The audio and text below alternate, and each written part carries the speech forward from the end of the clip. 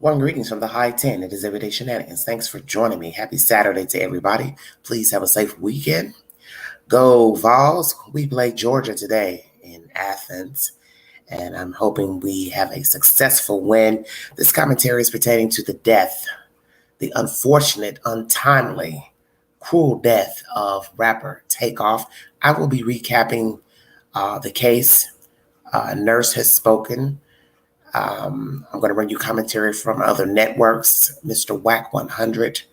The New York Post has decided to do a little victim shaming against the late rapper with an allegation of SA that took place a few years ago. I'm going to play that commentary. Asked to be fair, to bring all information pertaining to Takeoff. Well, fair to the viewing audience, maybe not fair to the decedent, because this is an allegation, and he is not here to defend himself against any allegations from the past or anything that could come up recent. We're going to go ahead and get started because I don't want to miss my game. Thank you all so much for joining me. Let's go to KPRC2, Houston. From a nurse who rushed to the aid of rapper Takeoff, who was shot and killed just outside of a bowling alley in downtown Houston early Tuesday morning. KPRC2's Devin Clark live tonight outside of 810 Billiards and Bowling, and just spoke with that nurse, Devin. That's right, and the sounds of gunfire and the imagery of Takeoff's lifeless body is still haunting that nurse who rushed to help him right upstairs from where we are standing. She says, though she does not have any regrets, she acted on faith, and it will be faith that gets her through. Everything happened so quickly. This nurse, who does not want to be identified, lives near 810 Billiards and Bowling, downtown Houston, where hip-hop superstar Takeoff was killed early Tuesday morning. Today, she says she's still traumatized. I heard, and it stopped. TMZ sent us this cell phone video of the incident. The nurse, not being there, says she thought it was an active shooter situation. In my head at that moment, I'm thinking, I'm not going anywhere. But then she says she heard a sound she could not ignore as a first responder. He was screaming, ah! So I'm thinking that's the victim. When she went to render aid, she says she learned the man screaming was not the shooting victim, but Quavo, Takeoff's uncle. She says Takeoff himself was unresponsive. His eyes were rolled back and fixed. And I saw a pile of blood behind his head. So the first thing to do is to put pressure on the wound. That was too late. I checked his pulse. While she says as a nurse, she can't pronounce people dead, she believes the 28-year-old Atlanta native was already gone. The nurse also says it wasn't until the following day that she realized who Takeoff was, but his fame makes no difference. She says she would have helped anyone in that situation, and she's praying for everyone who is close to the Atlanta native rapper. She's also praying that whoever did this comes forward and the public can help with that. If anyone out there has any information, ask to give HPD a call. Reporting live downtown, Devin Clark, KPRC 2 News. All right, everybody, that's click to Houston if you need verification for the information. As most of you know that are, okay, that's okay, sweetie. As most of you know, there are many rumors circulating on the internet. A few people have come out to speak pertaining to this case. They're entitled to their opinion. You're entitled to your opinion of what happened. I was not there. I can't say who did what, but there are many allegations of an argument about a game, dice game, basketball game, snatching up a chain, Chucky doll, hiding a gun. The guy in the yellow hoodie is the culprit. They are now saying in the street that he is now dead after a day of Jay Prince, this entity out of Houston. I don't know anything about these people, but I'm going to bring you the said information. This is just a baffling story. Once again, condolences to Takeoff's family. Prayers for the family, Quavo, Offset, and all the relatives, children, because this is jacked up that a person goes to a party and gets herself killed. And no matter how you look at it, no matter who you think did what, you can't explain logically someone inviting you to a party, a function, I don't care what the function is, and their guest is allegedly the culprit in the death of another guest. And as my mod said, I've had time to think about what T said up here on my live stream the other day. They should not have been there. And I've been saying that to myself for the past couple of days. Yes, because everybody isn't your friend. Everybody can't look out for you. And in the end, no matter how you weigh this story, people are going to always point the fingers at this young guy who invited Quavo and the entourage and Takeoff there. Because what they're going to say to themselves logically, this is your territory. This is your town. This was your function. These are your friends. This wasn't a party of random people running in and out, coming off the street to come into the party. These were your guests. These were your guests gathering outside of the establishment once closed. So anybody would use common sense. One of the guests did the shooting, plus allegedly their own entourage. Which fatal bullet took down the rapper, plus 2 other guests also shot in the hospital, female and a male. They are also believed to be one of those are believed to be in the entourage of Takeoff and Quavo's assistant. I do not know if that is true or not. I do not make any claims or any of the allegations that you're going to hear made in this live. We're going to continue to give you more information pertaining to this story. Thank you so much for joining me. If you'd like to donate to this great network, $sign Big Angie 129 Cash App. Thank you all so very much. One moment while I get everything together. Hope you all are well out there. Hello, Mr. John. Thank you for tuning in. It's been a very long time. Very long time. Thank you so much for joining the Queen, everybody. I will try to keep it brief.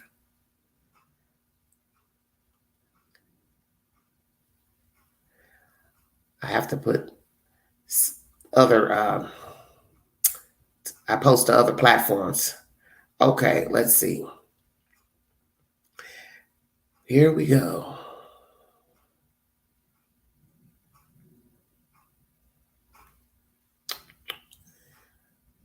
All righty. Law and Crime Network. Let's see. I don't know if I want to play this or not. Let me see. Hold on a minute. I kind of want to I'm going to bypass the Chiefs commentary because we've already heard that before.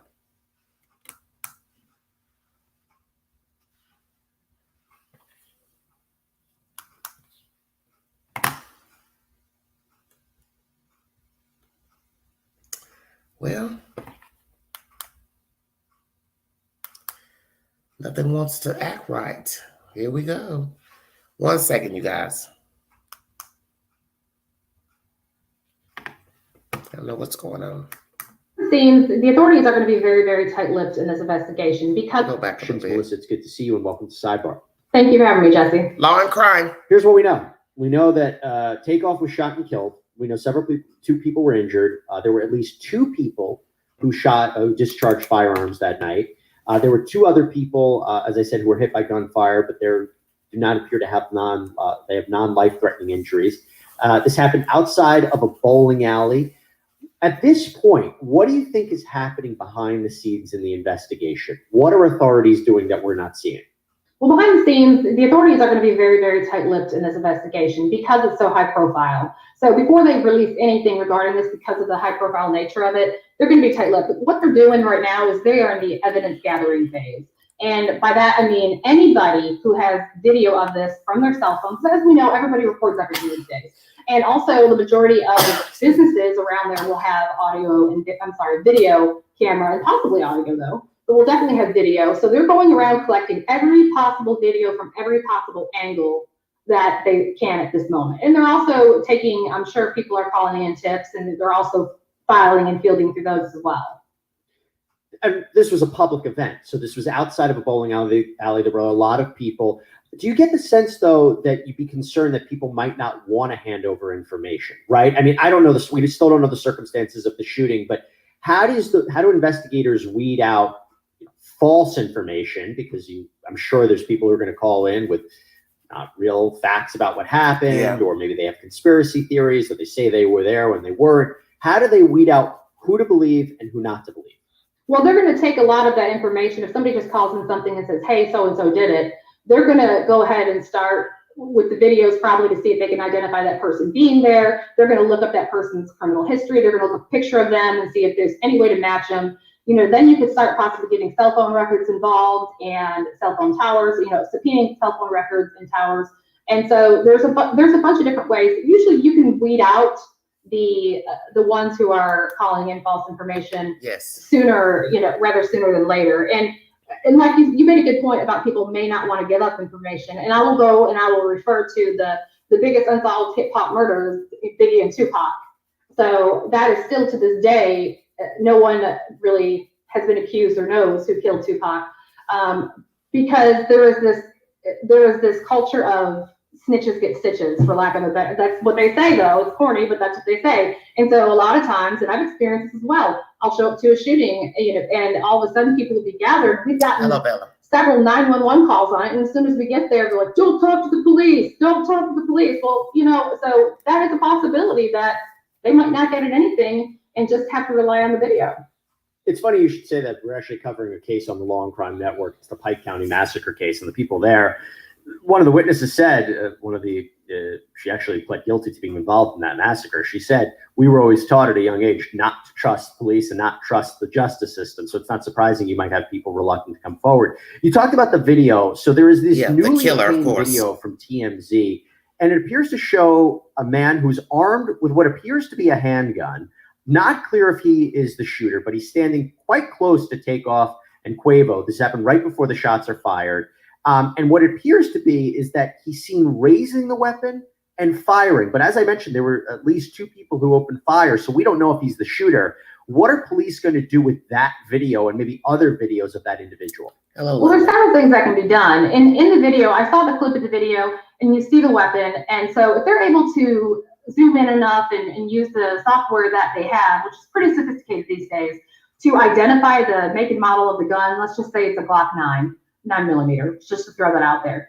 If there are enough bullet fragments or a bullet that has been recovered from Takeoff's body, they would be able to, they can't see the serial number, but they would be able to take that bullet if there's enough of it and say, hey, this bullet came from a Glock 9mm.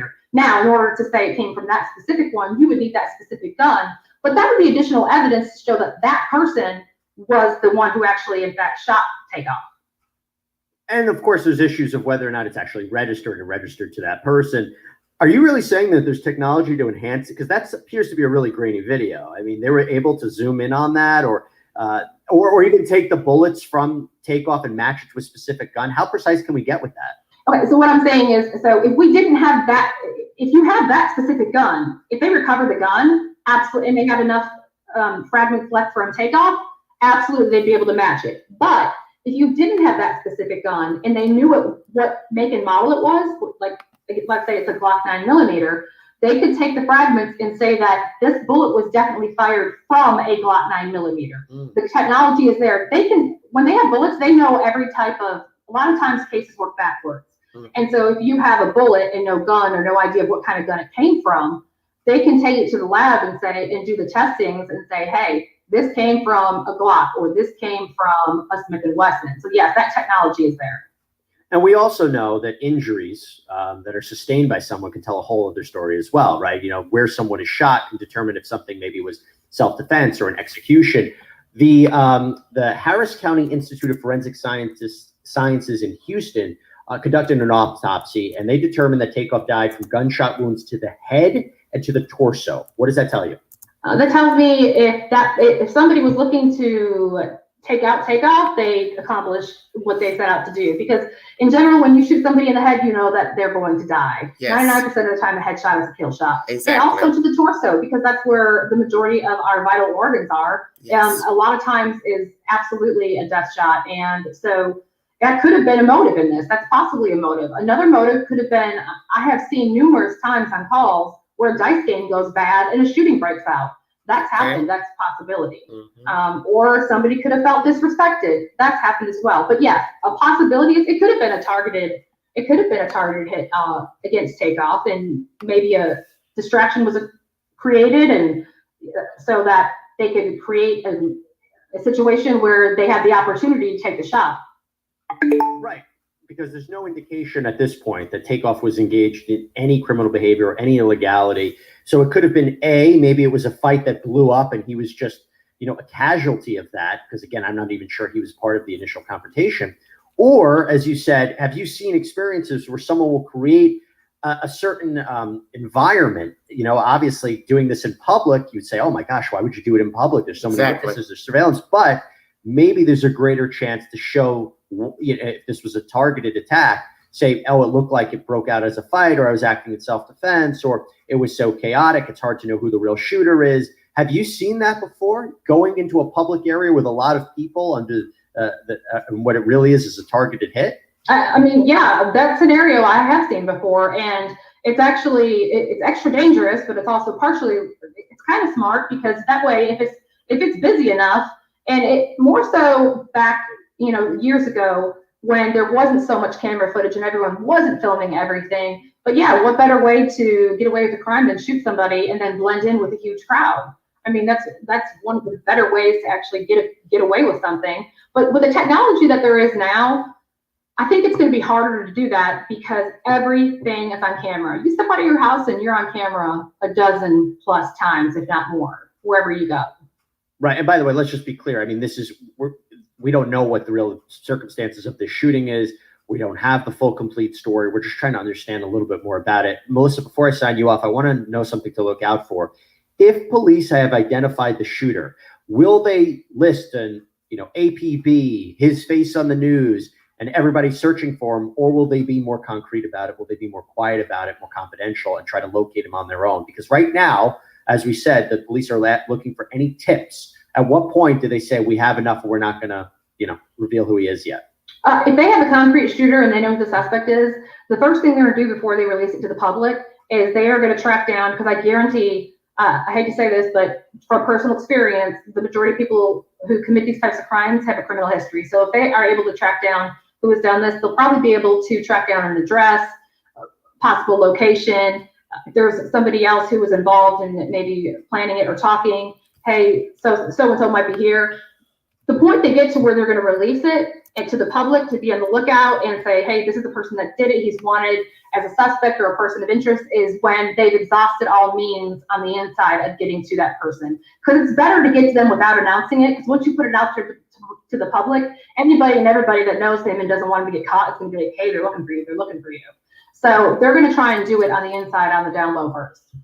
All right. So again, this is a continuing, developing investigation. Melissa, thank you so much for taking the time and explaining a little bit more to us, and we appreciate you coming on Sidebar. Thanks, Jesse. I believe this lady is law enforcement that was speaking, because she knows quite a bit about ballistics and those types of things. Naturally, there was an eye in the sky. So no matter what you think happened, who did it, how many people had a gun, the eye was in the sky. This seems to be an upscale area downtown. It looks really swanky to me.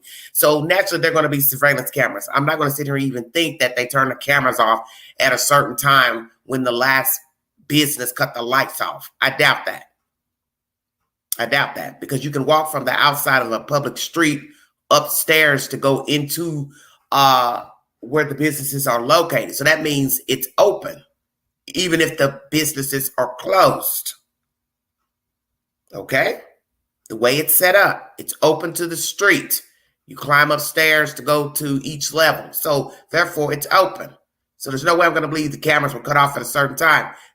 They have seen what they need to see on the cameras, because that's the thing about the cameras that sit in the ceiling.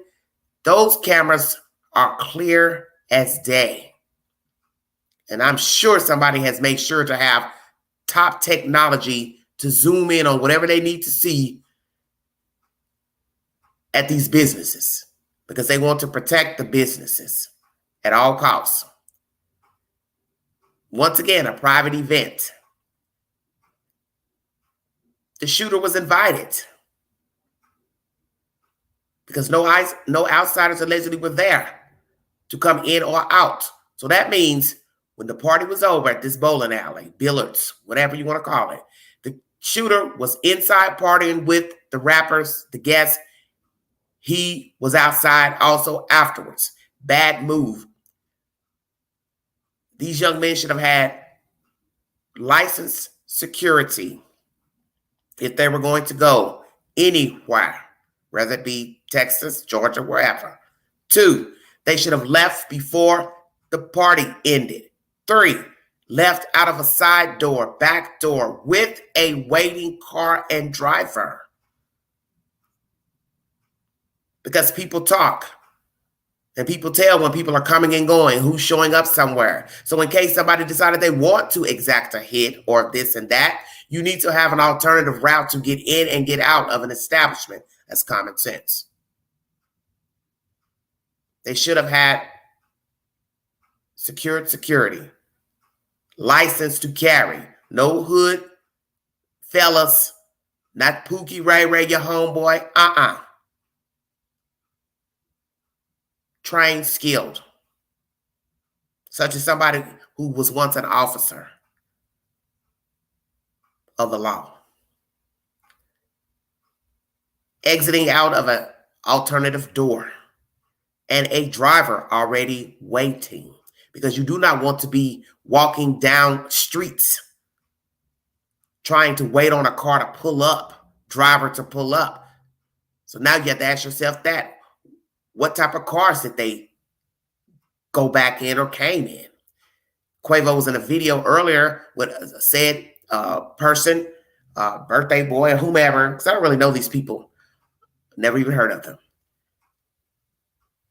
You took a chance driving in a car in public, drop top, easy access to get yourself hurt. People in Houston know that man's car. If somebody didn't like him, you would have been a casualty then. I also found it interesting that when they were driving in that car and Quavo was going live on his social media platform, Mr. Takeoff wasn't in that vehicle. I believe he was in an adjoining vehicle from behind. So that led me to believe that the car that Quavo was in earlier, he's friends with this Jay Prince Jr. fella or whomever, whichever brother. I'm confused, to tell you the truth, because all of it doesn't make any sense to me. But the point is they were invited to a party and one left dead. And an assistant allegedly was shot and a female was shot. Okay.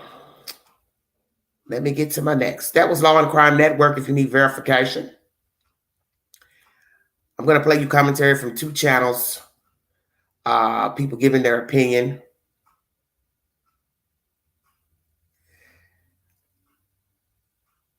Fox 26 Houston is my next source. This is audio I've played before. This is pertaining to the alleged shooter. We do believe there are more than one shooter, and I do believe the victim was shot 3 times.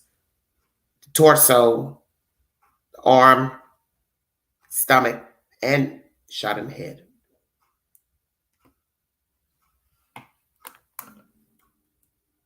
Takeoff, a member of the popular group Migos. 2 days after his murder here in Houston, the medical examiner officially ruling his death a homicide. And this is all coming, Rashi, as the new video shows a possible person of interest who police are now looking for. Fox 26's Sherman DeSalle continuing our coverage tonight. Yeah, this new video obtained by TMZ does not show who fired the fatal shot, but it does show Takeoff in a crowd of people where there could have been multiple guns. It also shows how quickly violence can escalate. Who fired the shots that killed global rap star Takeoff is still a mystery tonight. The new video shows someone police are interested in talking to. TMZ released footage that shows an unidentified man standing near rappers Quavo and Takeoff with a gun in his pocket. This was while Quavo got into an argument with someone over a dice game. A scuffle starts. Then you can see that same man with that gun drawn, and you hear gunshots. Still can't tell who fired the first shot, but we know after that first shot, there were roughly 10 more shots. Police say they are aware of this video, and this unidentified man is a person of interest. There's also speculation that multiple guns were fired. TMZ executive producer Charles Ladabodiere says that they anticipated more people to send information that could help police figure out what happened early Tuesday at 810 Billiards and Bowling. A private party had already ended that night with at least 40 people in attendance. Migos' record label, Quality Control Music, and its CEO, Pierre Thomas, released statements in regards to the shooting. Part of it reads, quote, "Senseless violence and a stray bullet has taken another life from this world, and we are devastated. Please respect his family and friends as we all continue to process this monumental loss." Fans also share their grief for a recording artist that left a lasting impression. Traumatic things, tragic things happen to them. Their fans feel it also. And I've certainly seen plenty of that emotion being poured out on social media. Now, we're still waiting to hear from Houston police to see if they have any more evidence on this case, including possible surveillance video. This is a business off of San Jacinto that's surrounded by cameras. If you have any information that can help police solve this crime, contact Crime Stoppers or HPD. Reporting from Houston, Sherman DeSalle, Fox 26 News. This is content from 2 days ago. Fox 26 is the source out of Houston, Texas. I'm going to be reading you a little bit of information pertaining to the latest developments pertaining to this case. You're entitled to your opinion of what you think happened. But in the end, none of us were there. And there's a lot of hypothesis theories and chopping up of the videos. There's different videos, different angles.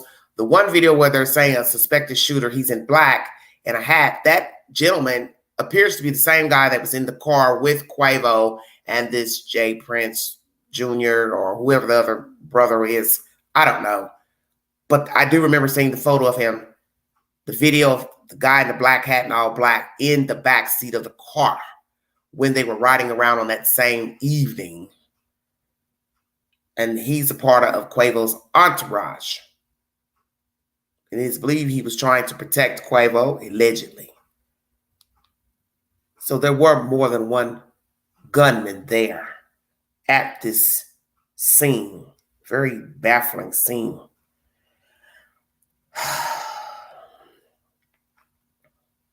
Lot to bring you. New York Post has decided to do some victim shaming against Takeoff. He hasn't even been dead a week, and already the New York Post has posted information. I'm going to read it to you anyway. You're entitled to your opinion of the said information. Migos rapper Takeoff faced deposition and trial in rape lawsuit before death. Murdered Migos rapper Takeoff was facing a civil lawsuit over an alleged rape that was scheduled for trial next year, a report said. The hitmaker, 28, who was shot dead at a party in Houston on Tuesday, was sued in August 2020 by Jane Doe, who alleged the walkie-talkie rapper raped her at a June 2020 house party hosted by occasional Migos DJ Darrell McPherson. The victim claimed Takeoff made her uncomfortable before he followed her to Darrell's bedroom, where he began touching her and eventually forcefully assaulted her. Jane Doe was then treated at a nearby hospital where staff noted evidence of sexual trauma and alerted police. Takeoff repeatedly denied the allegation in public and had not been served with criminal charges, despite police involvement. According to a new report by the U.S. Sun, he was scheduled to testify at a deposition on January 17, 2023, with a jury trial set for June. Wow. Takeoff's representatives at Capitol Records did not immediately respond to a request for a comment on the reports. News of the rapper's upcoming legal battle comes after the Harris County medical examiner revealed the grisly details of his untimely death from the penetrating gunshot wounds of head and torso into his arm.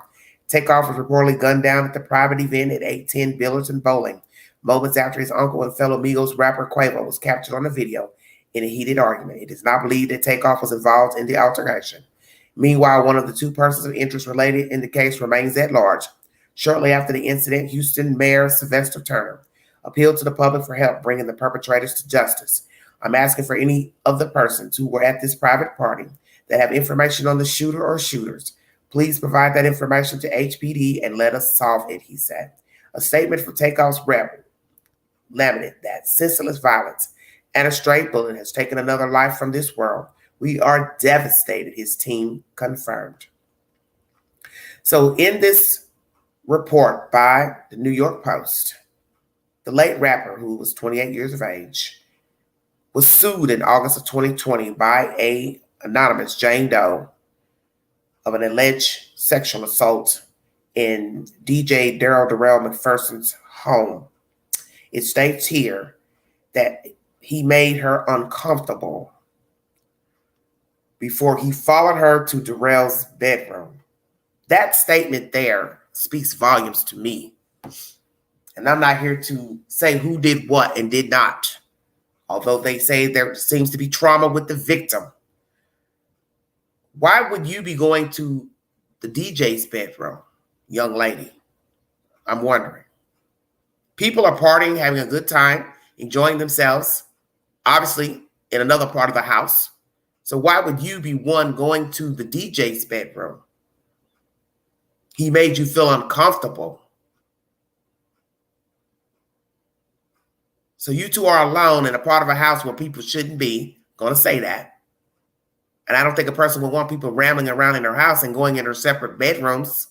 So a person was going to ask, well, what were you doing going to the bedroom? You didn't say, oh, I was going to the bathroom. Somebody forced me into the restroom, or I was forced into a bedroom. He followed you. So why would you be up there going to a bedroom? Said, Takeoff made her uncomfortable before he followed her to Darrell's bedroom, where he began touching her and eventually forcefully assaulting her. This makes no sense.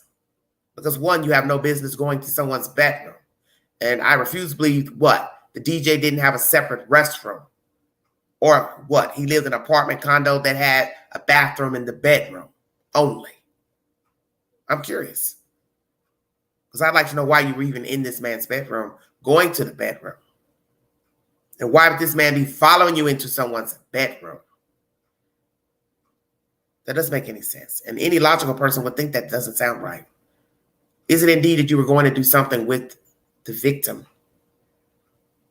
And did you assume that this would be your way to make money? I'm going to say that. Because I know I've gone to many people's homes for private parties, and I've had no reason to go in anyone's bedroom at all. Okay. That's fine. We're going to discuss all of that.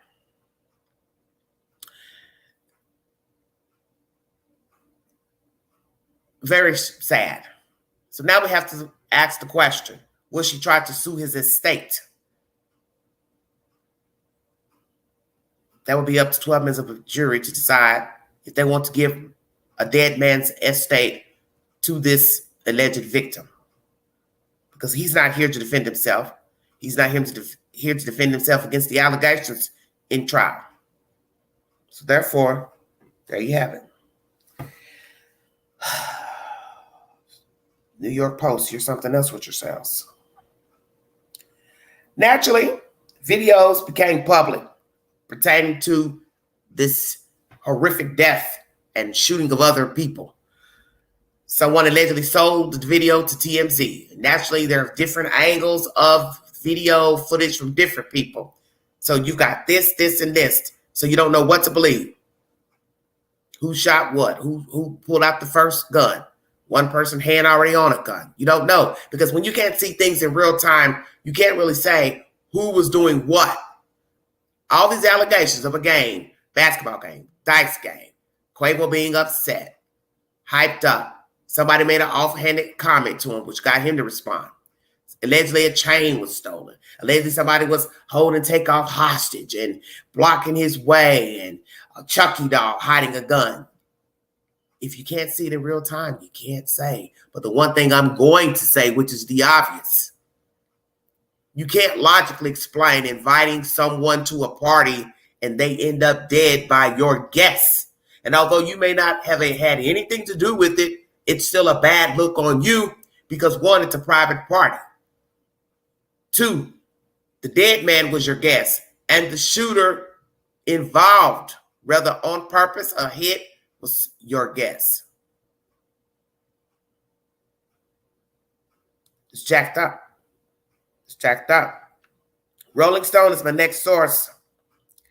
Takeoff was an innocent bystander who lost his life in a random instance of violence after a quarrel at a party in Houston early Tuesday morning. The shock of discovering that the beloved member of the Atlanta rap group Migos lost his life so senselessly at just 28 years of age, because all the more tragic in light of the explicit footage of his last moments spread across the internet.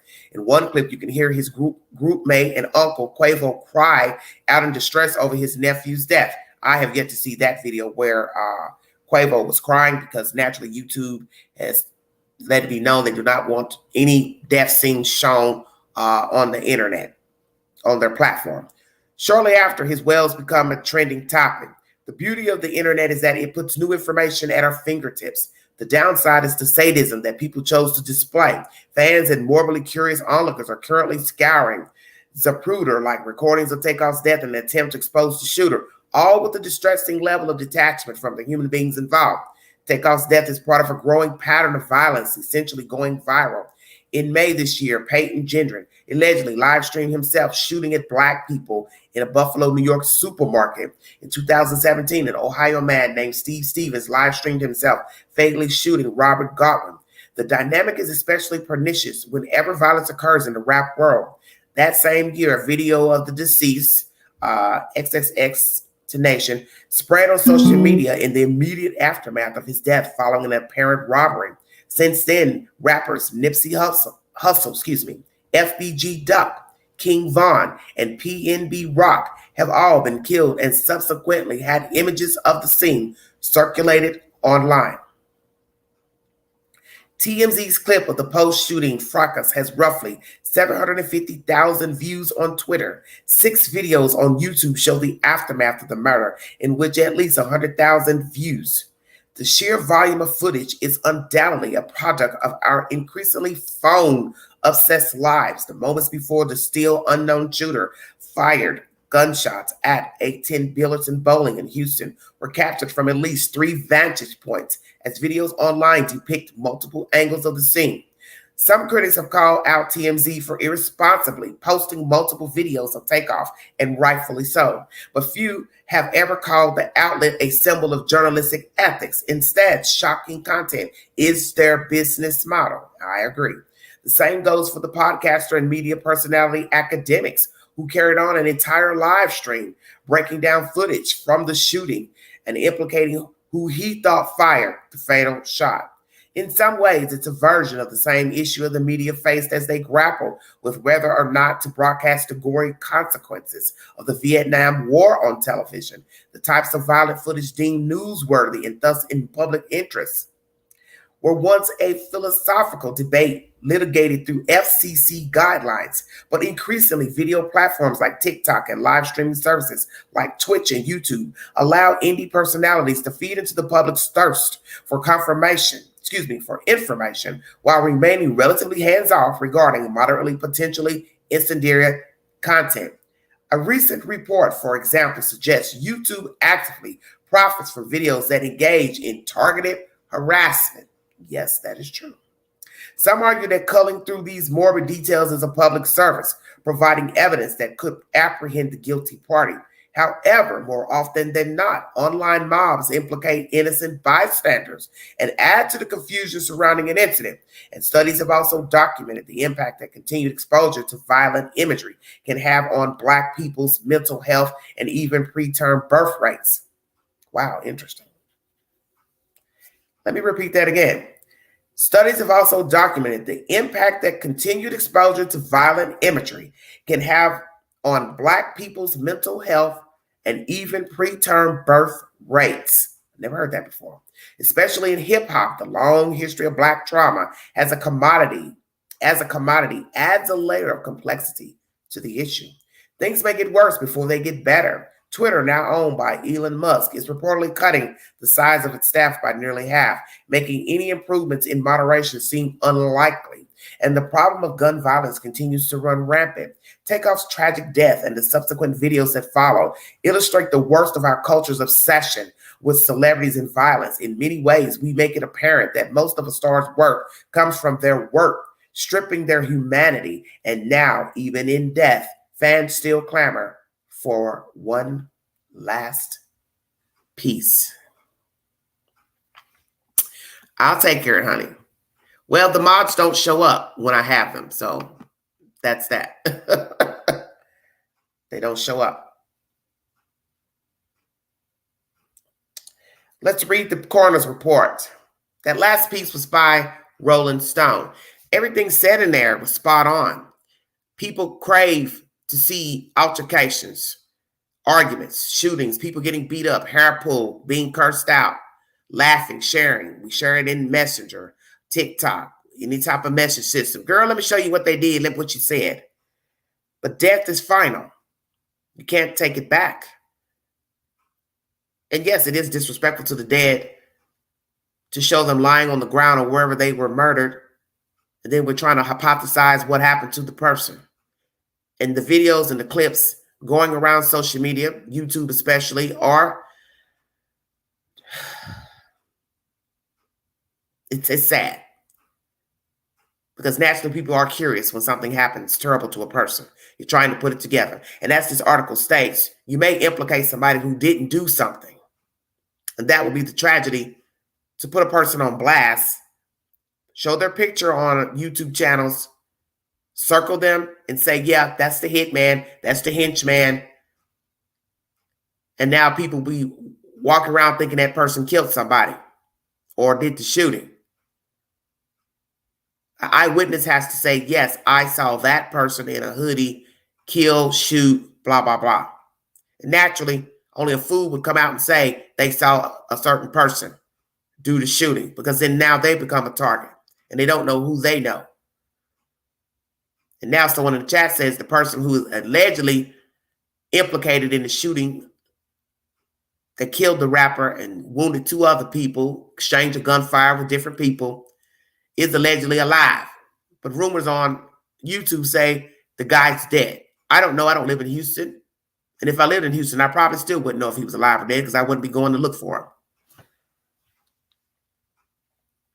But you have to be careful what you put out about any type of information, because just like I'm sitting here giving my opinion, there will be somebody that will not take well to what I'm saying, because that's just it. People don't like people to give their opinion about anything. And I always say that usually when people don't want people to talk about a certain subject matter, it's because they have their own demons that they're grappling with. I bring you a source. You're entitled to believe what you want. I don't show videos and content on my channel because I'm a commentary channel. I just chop up what's being said and I bring you a source. You're entitled to believe what you want to believe. I don't know what happened up there, but I know the killer was invited. And to me, that's bad. That's real bad. So you have to decide if this was just, as they say, gunplay, firing back. This man was a casualty of war, or was an intentional homicide. Because if I'm to believe it was an intentional homicide, I have to ask myself why. He wasn't in the argument, so why are you shooting him? And did his own entourage shoot him by mistake? He sure was shot a lot of times, but others were shot too. 2 other people were shot. So one could say, well, maybe it wasn't intentional because other people were shot as well. I don't know. I wasn't there. Either way, it looks bad. But who has the evidence? It's the police, because there are eyes in the sky. And you know damn well those stores had surveillance cameras in the walls and up in the ceilings to show people walking, coming and going in the building, out of the business, that Billard's bowling alley. So that view is going to be even better than what we're seeing, still shots of videos and just somebody in the crowd with a camera showing people arguing. And they probably were too afraid to just put their camera up there to show the altercation. Because don't you find that strange? They didn't move through the crowd to just show verbatim, because they know somebody will be looking like, what you doing? Why are you moving up through here like that? Stay woke.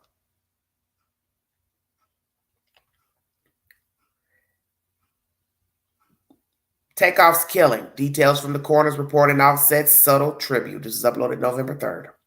New details regarding the death of Takeoff have been revealed as the artist continues to be mourned. Takeoff, who came to fame as 1/3 of the platinum-selling rap group Migos, was shot and killed early Tuesday at a private party in Houston, Texas. He was 28. The Harris County Medical Examiner's office listed the matter of death as homicide with penetrating gunshot wounds of head and torso into the arm, stated as the cause of his death.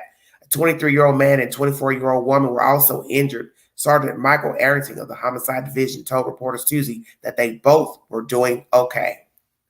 Amen. The shooting death of Takeoff, who was known as the quiet, low-key member of his group, which included his uncle Quavo, is the latest high-profile death of a hip-hop artist. His former group mate and longtime friend Offset has not spoken publicly about Takeoff's death, but on Wednesday he changed the avatar on his verified Instagram account to a photo of Takeoff with a white heart. A number of celebrities have paid tribute to the slain artist, including Drake, Gucci Mane, Machine Gun Kelly, and Beyonce, who changed the landing page of her site to a photo of him. Takeoff seemed aware of the potential danger that rappers sometimes face. During a conversation on the Drink Champs podcast that recently streamed, he and Quavo talked to hosts NORE and DJ EFN about their new album, Only Built for Infinity Links. Talk turned security and the murders of fellow artists Pop Smoke and PNB Rock. Takeoff said, "You've got to be careful with social media now.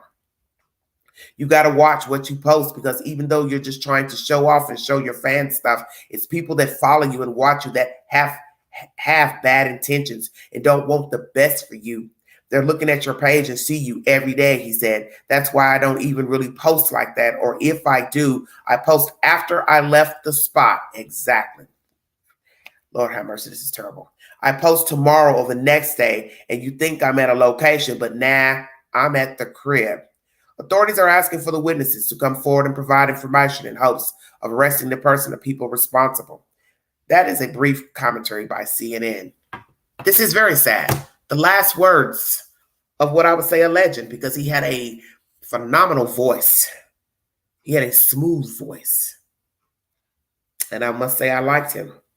I didn't have a problem with the other members, but I liked his voice. And he could rap, what I would say, instantaneously. And that takes raw talent to just rap on a whim. When you hear a dead person's last words, it haunts you because you assume they're speaking from the heart. They're speaking from what they know and what they feel. And you hear this man in another video saying he doesn't want his flowers dead. He wants them while he's alive. So he had a short run in this rap game. And he got his accolades while alive. But unfortunately, he was gunned down early in life, not to finish his journey. Give me my flowers while I'm living. Exactly. That's what anyone should want. Validate me while I'm alive. Show me respect while I'm alive. Show me the good things. Validate my good deeds while I'm alive, not while I'm dead. And the fact that he says, I post a day or two after I've been somewhere. They tell you to do that anyway. Stop posting that you are in New York or Hawaii or Philadelphia or New York City, Chicago. You're on vacation in Atlanta, because somebody knows where you live. Somebody knows what you have. Somebody may want to infiltrate and try to break into your house, steal your car. And a lot of people don't think about those things. You just leave your house. Don't even ask somebody to watch your house. Check on your house. Check your mail. That is believed to be what happened to Pop Smoke. Posting pictures to IG and somebody zoomed in on the packaging, which shows the address where the packages were delivered. Next thing you know, there's a home invasion, robbery. He's dead. People follow you. That's why it is best you don't go live as a famous person from an event, because now people know you're there. So if indeed you have enemies, someone doesn't like you, they now know where to find you. And the fact that this event, you could walk up the stairs from the street, who's to say that somebody couldn't have called somebody to come up there? Oh, yeah, he's standing outside. We all gathered out here, because we don't even know how long they were standing outside, because allegedly the business closed, I think, at 1. So if this shooting took place after 2 or near 2:30, a person's had time to call somebody and say, hey, come up here. They're standing out here talking, gathering. The hate is real. And people hate you when you don't have nowhere near the fame and money that these rappers and celebrities and athletes have. You could be a small-time dope dealer. You could be somebody with a job that makes only $50,000 a year, $35,000 a year, but somebody's hating you. You look nice. Your come up has been vainglorious. Oh, hell. She was working at McDonald's 2 years ago. Look at her now. She got a new job. She got a Lexus. Oh, how'd she get that? Doesn't matter. It's none of your business how they got it. And we as people have that bad, especially with the black race. We love to signify. We get so caught up in the how-tos and whys of a person's come up, how they attain something, how they bought their house. Well, they only work 20 hours a week. She got a brand new car from the dealer. Always watching. And that's why I tell people, I tell my fans that. Believe me, there's somebody watching you right now, may have never spoke to you, never told you anything, but they know your business. They know how many times you empty the trash. They know who came to your house last night. They know what time they left. They know the size of the TV you bought. I told you, people are always watching. And they're watching even if they're not mean-spirited. It's just that people notice things.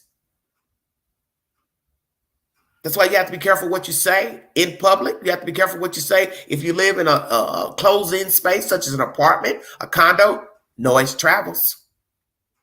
Your conversations, you're talking, you're booking airline tickets. You don't think somebody can walk by your door and hear you talking about booking a flight to New York?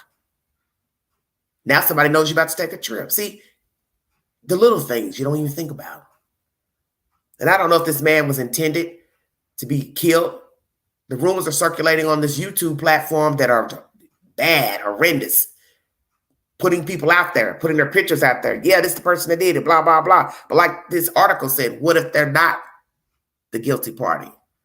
Now you've put a person as a moving target. You can't take it back because all it takes is some wacko sicko to say, yeah, he did it, she did it. Now somebody is out here hunting this person thinking they've killed this rapper, shot these other people. Because several people were shooting, we don't even know which gun bullet is which. But as this woman spoke on Law and Crime, they have high technology now that can pinpoint a bullet to a specific gun. Amen. But you do have to be careful what you post, what you say, what you claim. And people need to know the difference between alleged. Alleged means somebody said it. So just like if I hear somebody say, I saw Pookie get shot yesterday. If I say it, I have to say allegedly Pookie got shot because I'm hearing it from another source. When I speak of my opinion, really you should say, I'm assuming, I think. But you really can't even say allegedly because you didn't see it. It's only alleged when somebody else says it. See, people don't think about that when they're talking about certain situations. That said commentary I just gave you was by CNN. So I brought you commentary by the Rolling Stones, CNN. And you did hear from that nurse in that brief audio. The Independent has that information pertaining to the nurse. Police officers were called at approximately 2:34 a.m. local time, GMT time, about a shooting outside of 810 Billups bowling alley in downtown Houston, where a private party of about 40 people taking place. Takeoff and his Migos bandmate Quavo were both in attendance. Quavo, oh Lord, these articles. Real name, Quavius Keontae Marshall, was not injured in the altercation. The third Migos member, Offset, was not present. An argument emerged reportedly after a game of dice and shots were fired. Takeoff was, sorry about that. pronounced dead at the scene. His death has been mourned by industry figures and fans, with tributes for the late rapper pouring in on social media. The police, as well as fans of the rapper, have urged others to remove graphic videos of the incident that have been circulating online. In a 2021 interview with NME, Takeoff reflected on the death of Juice WRLD, the rapper who collaborated with Migos on their 2021 album Culture III, died age 21 in December 2019. His contribution to the record was posthumous.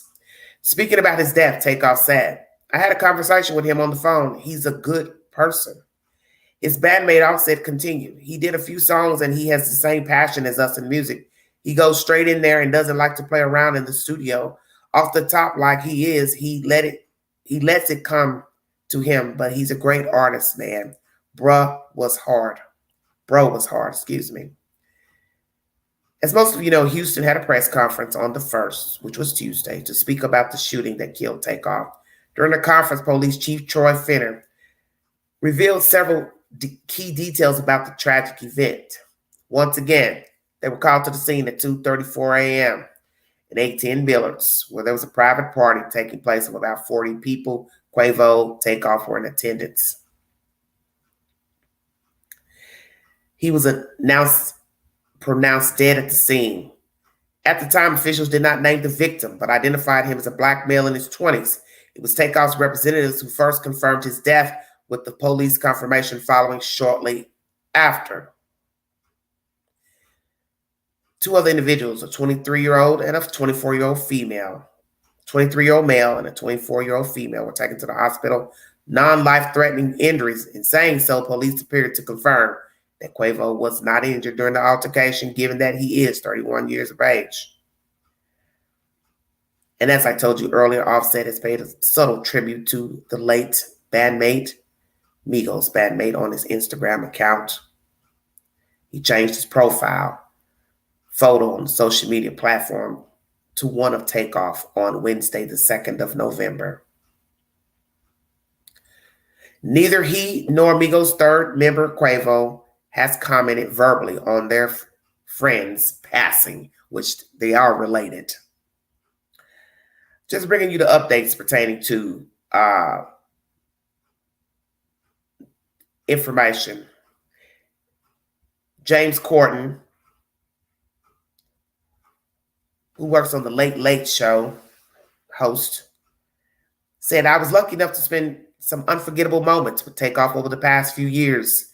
He was an incredible guy, warm and generous. Whenever I'd see him, he'd always call me Big Drip, and he knew how much I loved that." And you see James Corden in a picture with the guys in an SUV. The host of the U.S. program, The Late Late Show, once again shared moments that he spent with these young men. Penetrating gunshots is what's been confirmed to the media pertaining to the death of Takeoff. Harris County medical examiner says he was shot multiple times. This is bad. Basically, this is just giving information pertaining to people who've dealt with them, had interaction. Independent.com is the source. I'm going to go ahead and play some other YouTubers' commentary. I hope they don't mind me using their commentary. This is just to show the opinions of others. These do not necessarily depict everything that I think, but I'm in agreement with some of the comments by Mr. Hassan and Whack 100. I want to go ahead and play the commentary, then I will end this live so I can get into my football game. Thank you all so much for joining me. Today, UT plays the Georgia.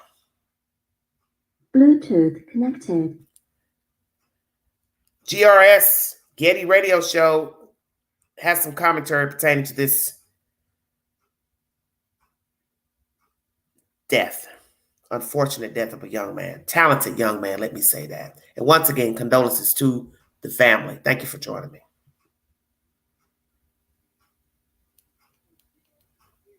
And Whack 100 says, Jay Prince and them are some bozos. What up, YouTube? This is Getty Radio back at you with another video. I want to give a big salute to all of my supporters and anyone watching this video right now. And if you're new here, please like, comment, subscribe, and join the Getty gang. Why don't you? Let's get to the content. Okay, turns out the person who killed Takeoff was hired to secure Jay Prince Jr. Jay Prince Jr. and Quavo got into an argument when Quavo walked away. As you see on the video, they're saying that Jay Prince Jr.'s bodyguard grabbed Takeoff and shot him point blank range in the head. This was not an accident. This was not a straight bullet, and Whack 100 goes off. It gets interesting. I'm going to let y'all get to it, man. Shout out to Whack 100. Shout out to the Beehive. This is Getty Radio. Let's go.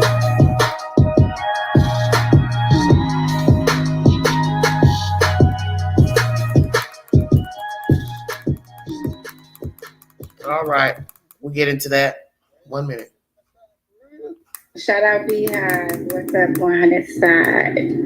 All right, the streets are officially talking. I've been getting so many reports from firsthand witness. It's crazy. The people that came forward showed me 100% proof they was there firsthand, but I can't expose their identities.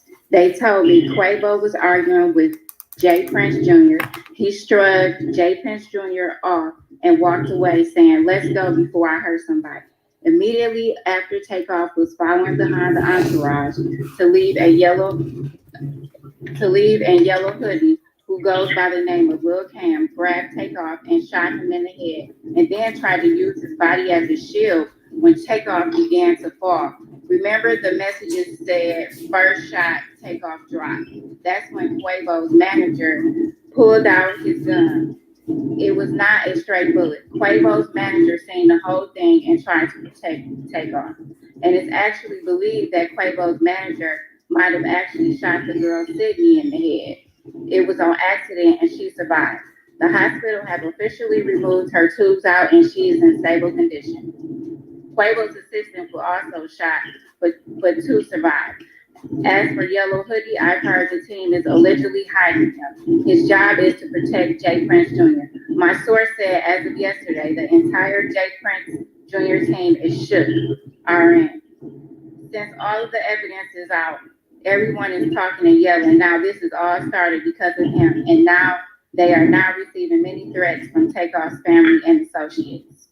However, the father, Jay Prince Sr. and Jazz Prince, has nothing to do with it. Jay Prince Sr. has made it clear in his cryptic caption they both were not there when the shooting or argument occurred. Also, police know Yellow Hoodie did it, but they're playing it safe until they catch him. Everybody knows and is telling exactly what went down. God damn. That said everything right there, huh? Yeah, well, they broke that shit all the way. What was that just saying on that clip? Can't play that? That nigga was talking in that clip up top. Eric, did you get that clip? Hey, who that nigga is up there at the top? Oh? That's the nigga that she just ran. Yeah. Now wait, is that the nigga that got killed though? Yeah. Or not? Yeah. That's him. Yeah, that's Lil Kim. That's the nigga they just smoked. Hey, Gate, you niggas is bozos moving like this. You just watched me move them the other day with a follow, right? Oh, my mama, I seen Nah, these dumbass niggas, bro. So this is the nigga that academics kind of pinpointed. He had content. This nigga shot Takeoff in the head. Now they identified. I thought Migo, the people that with Migo shot him on mistake. That was what they was trying to throw out there. Nah. But the academics busted wide open and pinpointed. He had the shooting, the gun shooting, and had him running out the door. Now they didn't turn around and pinpointed that the nigga Jay Prince Jr. personal security, right? Yeah. Okay. Then the daddy yesterday puts out that long shit talking all the Godfathers. Can't hide behind me, stand behind me, insinuate that he knows. Now, a day later, Dollar Short this man knocked down in Houston. It got to be crazy. They just killed the nigga. Tripping. I want to hear what he said during that clip. We got it here and I can run it. I'm gonna run it, but I don't think he was talking. I think he was singing that song he listening to. Oh, that's all he doing? Yeah, he just singing the song that he listening to. But this shit here crazy, man. Man, no, he got some bozos. Get down there and perpetrate the fraud under a persona and don't really come from that. Hey man, you gotta admit right now, Wack 100 does have a point. Everybody has been saying that Jay Prince Jr. is the one perpetrating the fraud, right? Jay Prince Jr. is the one running around trying to be like his father, Jay Prince. Jay Prince Jr. is the one with the gangster persona. Jay Prince Jr. is the one out here trying to press people, trying to lean on people, trying to act like he's so G'd up, right? And look at what happened in this situation right here. Listen, your person who you hire, your street dude, your goon who you hire to protect you shoots your guest at your party, and your guests just so happen to be superstars. This is insane. This is crazy, man. And Wack 100 has every single right to call them guys bozos. Wack 100 has every single right to say that these guys should not be putting themselves up there as a mob, because they are not. Anyway, y'all let me know what y'all think about this, man. Let's get back to it. It's one thing to play like you come from that. It's another thing, thinking when it's time to really move like you come from that. That was a bad move. Real that bad little move. bro, if you don't think he knew the heat was coming, I felt it, and they pillow talk with a bitch or somebody he know, they already get down at the precinct. That scared him. Oh, hell no. Yup. Woochie, woochie, woochie, woochie, woochie, woochie. Woochie, woochie, woochie. Nigga, give it a couple days, watch how it go. And he was a young too. You know that nigga that ran. You know he let the door. Bro, that's common. Every here know that go. You do something, nigga, you gonna go to your nigga. Whoa, whoa, whoa, whoa. You know what I'm saying? I thought fitness supposed to be some big dog. There's too many niggas dying on their hand, man.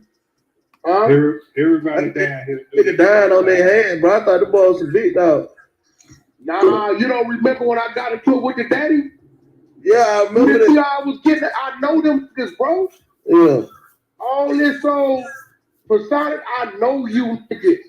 You done got robbed 4 or 5 times. You scary as a motherfucker. We chase you down Las Vegas Boulevard, left your Lamborghini to go to the street. I know you niggas. I know you niggas. Wow. Like all that shit. And see, one thing they knew about me, they know I'm ignorant. I'm gonna force your hand. They know that. I'm going to force your hand. We go dance. That's what I told her. You coming out BET weekend, you out here every year. I see you at the radio room. I book both days. I'm in the lobby all day at the JW. Yeah. Because he know, one thing he know, is get ignorant. They ain't like that. I'll be all day, huh? All day. You heard what Cowboy said? I came front on 6-0. Cuz was in the motherfucking lobby. Oh, no. Waiting for that nigga. Yeah, because these niggas that sit here and they do all this shit, they get the rap. Who are the rappers? The rappers are just the rappers. 95% of the rappers is storytellers. They don't come from it. Mom God, okay. And they all doing it, I'm gonna do it too. That nigga son, that paperwork shit we just read earlier, see, that's some different shit, bro. Yeah, man. Nah, this shit is wild. That's some different shit. That was, they on their ass. Best after all this shit they've done in the last 24 to 48 hours of ignorance. Yeah, this shit wild. That's crazy how they bringing that Duke shit back up, though. Oh, that's a fact. He was at the party, too. When the telling start, it's gonna start.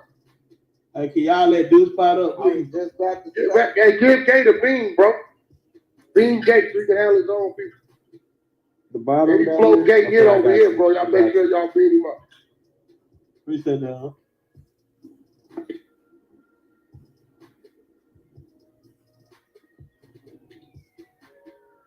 Hey, it's time about 6'9". It's time to see what these is gonna do. Let's see who stands 30. That's some real shit right there. Let's see who stands 30. And then the bozo, this bozo goes and put a long statement out on Instagram and then boom, boom, bam. Right. Bozo number 8. You can't hide behind these, dumb as fuck. That's called Stupid niggas got a brain. Dumb. Hit that long ass stupid statement. You're gonna have to answer to this and it. Bro, The statement he said. you'd have been better off. Yeah. You'd have been better off shut the fuck up, not doing We're just sending condolences and that's it. Not all that extra job for this shit. Ain't that the It's truth? hard behind these. And we tell you what's crazy. That the kid is destroying his whole legacy. The nigga Junior, his problem is he watched too many movies. All right, man. Y'all let me know what y'all think about this audio, man. This is a perfect example of when trying to be street goes wrong, man. Jay Prince Jr. put out his gangster persona, and look what happened in the aftermath of that. He couldn't control his people, couldn't control his goon. I doubt if Jay Prince Jr. told that man or gave him a signal to actually shoot and kill Offset, actually shoot Offset point blank range in the head. I think the dude just made a loose decision, just reacted off of the situation that was going on, not realizing that these guys are superstars, man. You can't do that and get away with it. Now, what happened in the aftermath of that, the Prince family looks bad, and they've been touting themselves to be this mafia type of people, right? So what happens when somebody violates like that in such an egregious manner? The person that did it has to go. That's mafia style, right? And that's exactly what happened to Lil Cam in this situation. But Wack 100 says they made a wrong move. They did it in Houston. They shouldn't have done it right there in their backyard, only a few days after Takeoff's death. Now, I'm not saying that they had something to do with it, but if you put two and two together, you already know what that's going to say, right? Everybody's going to point the finger over there at them because it's all suspicious that this guy just so happened to get killed a few days after he kills Takeoff. So there was only one way this had to go down in order for them to save face. And I think this was done, if the Prince family is behind Lil Camp's death, I think this was done for them to save face, because in this audio, they spoke about Takeoff's people sending threats to the Prince family. They're saying the team around Jay Prince Jr. is shook up behind the incident, so they had to do something about it. This makes them look really bad, and it also brings up another subject, which is the video of Jay Prince Jr. walking past Takeoff's body after he was shot. He was acting that way, and he was acting indifferent, like he didn't care, because he actually saw his homeboy, Lil Cam, kill Takeoff in that moment. That's why his reaction was genuine. That's why people caught it. People aren't stupid, man. They seen his reaction. They're like, this dude looked like he don't even care about what just happened. He didn't care because he seen it, man. Everyone was right about that, man. And I just got to say, man, maybe the internet solved this crime. Maybe the internet, the armchair detectives, gave the police enough information, and the pressure was on the Prince family, and something had to be done to Lil Cam, man. They had to get him out of the way, man. But do you think some snitches is going to come out of this situation, man? Who you think is going to be talking to the police? Wack 100 has already said if the feds are calling him about Jay Prince, then you already know they got more people's phone numbers. They've probably been reaching out to people, and he probably got some leaks in his camp, man. What about Jake the Jeweler, another person that was around Jay Prince Jr. that ended up getting killed, right? Jake the Jeweler gambling with Jay Prince Jr. and Boosie at Boosie's concert, separated from the crowd, ended up getting robbed, shot, and killed out there in Houston. Do you think Jay Prince Jr. may have a hand in that as well, man? We will never know, but the layers keep unfolding, and trust me, this is just the tip of the iceberg, man. It's a lot of bodies and controversy piling up around the Prince last name, and I just got to agree with Wack 100 on this. Jay Prince Jr. is destroying his father's street legacy, man. But anyway, let me give a rest in peace once again to Takeoff, and my condolences to his family, to the QC family, to Quavo, the whole 9 yards, and anybody who's got love for him, man. May the deaths and bodies stop dropping in hip hop. Anyway, that's been my show. This is Gator Radio. I appreciate you being here. Please like, comment, subscribe. I will catch you guys on the flip side. All right, this GRS Getty Radio Show. I played your content, sir. Hope you don't mind to give your opinion and Mr. Wack 100's opinion pertaining to the said allegations. Well, I'm going to say assumptions of what took place at this event. You're entitled to your opinion of what you believe happened.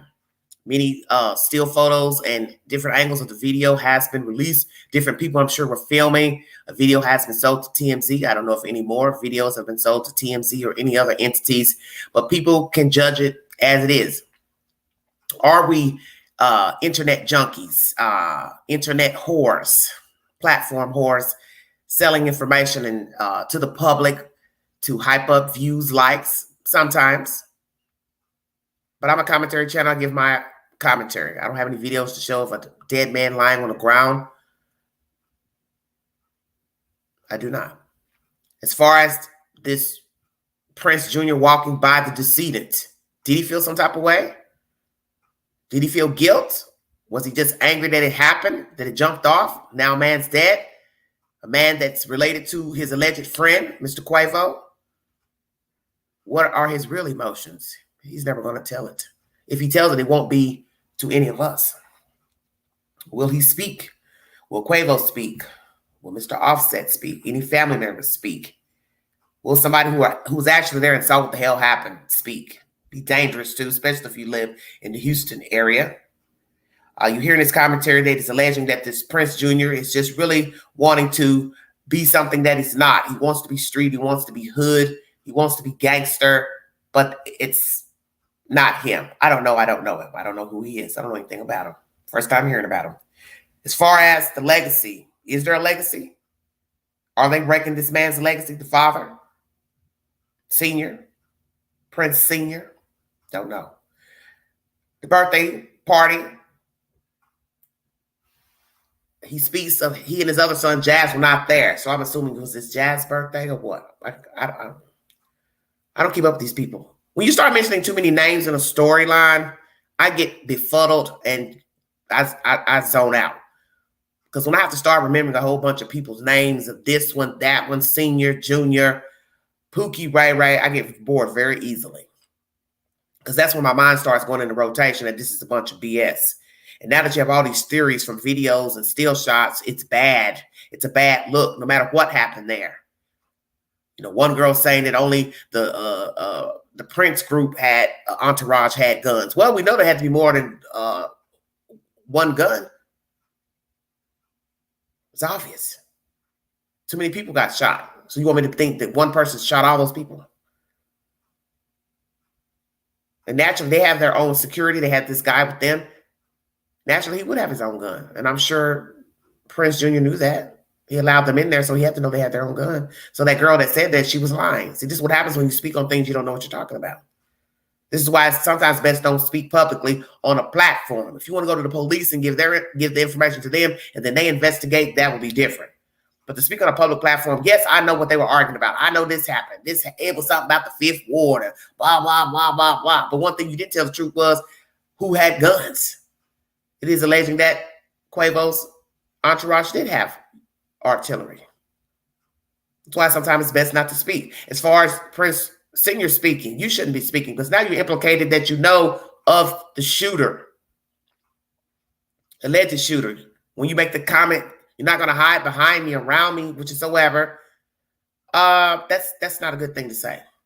You should have just given your condolences and say, well, we will be praying for the family and praying for justice. And if you need anything from me, please reach out, call, blah, blah, blah, if you want to throw that in there. Make it seem like you do care. But I agree with these gentlemen as far as these long-winded Dear John letter to IG. So usually when people have a guilty conscience, they ramble. And some of us do it when we're upset, pissed off, angry. We're trying to defend ourselves.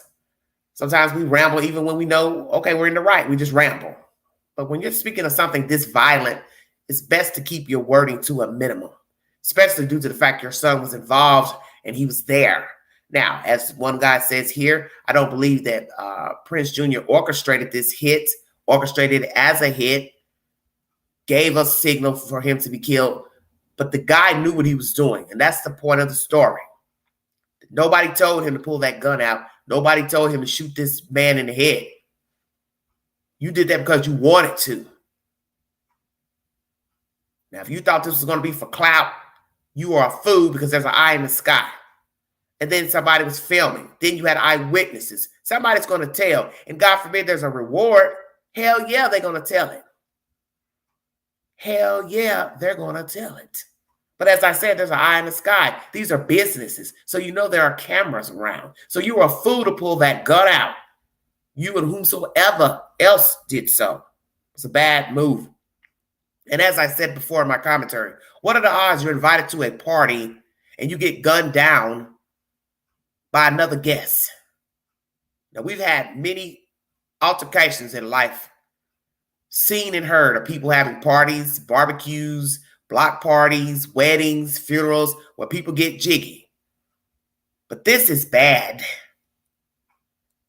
To have a guest invited and another guest kills the other guest for whatever reason, whether it was to defend the people throwing the party or family of the member throwing the party, whichsoever, it's bad, bad, bad.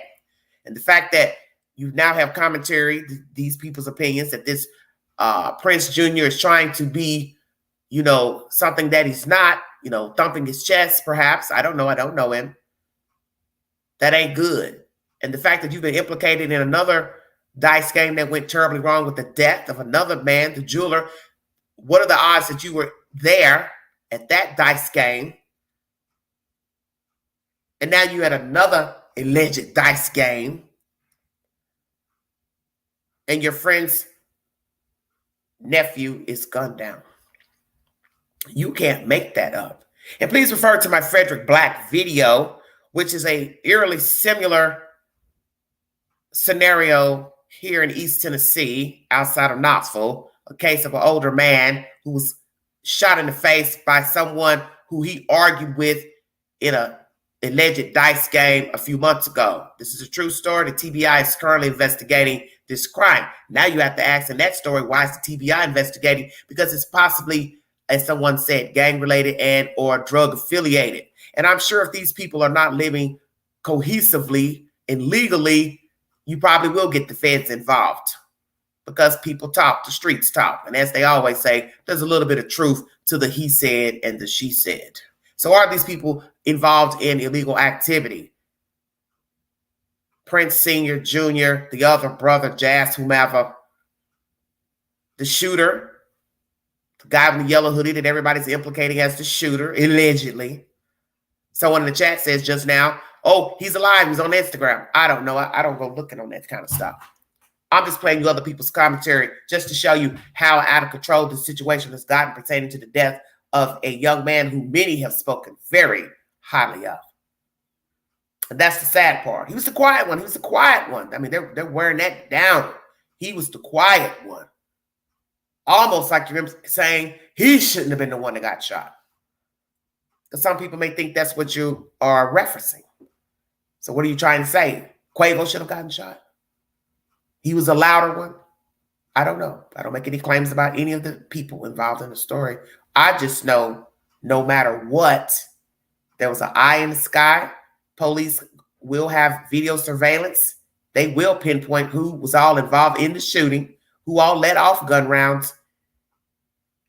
And there is no explanation, no legal, sane reason a person goes to a party, function, they should be dead from another fucking guest.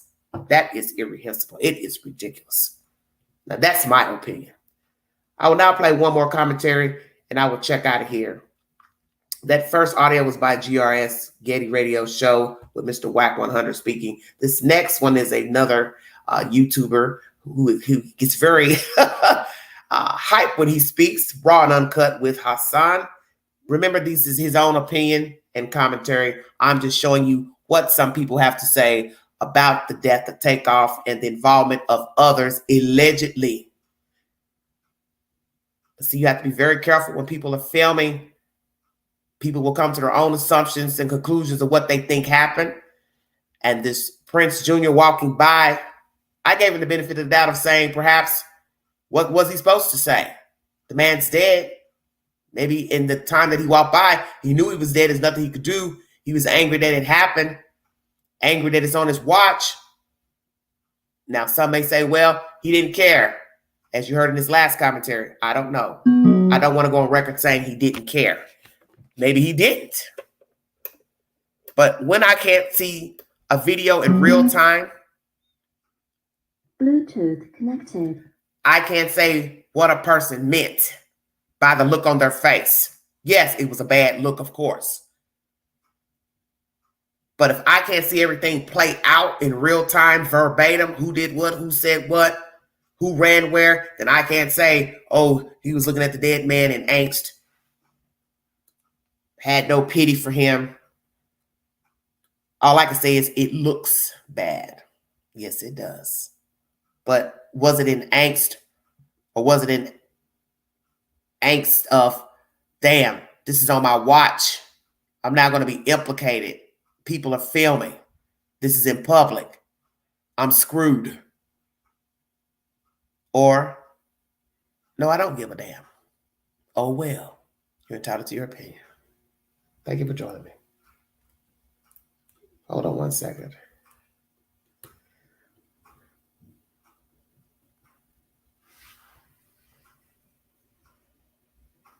Shall we begin?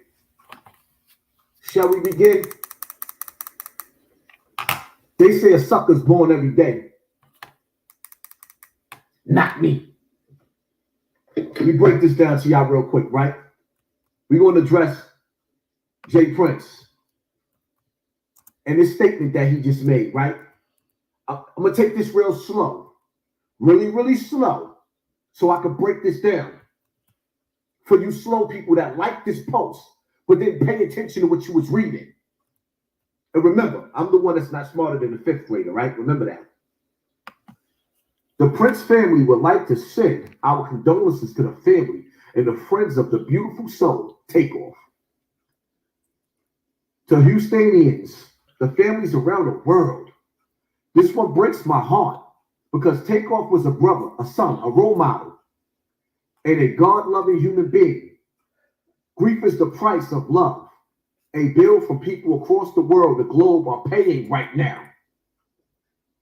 Now, as we mourn this loss, I've been knowing Takeoff, Quavo, Offset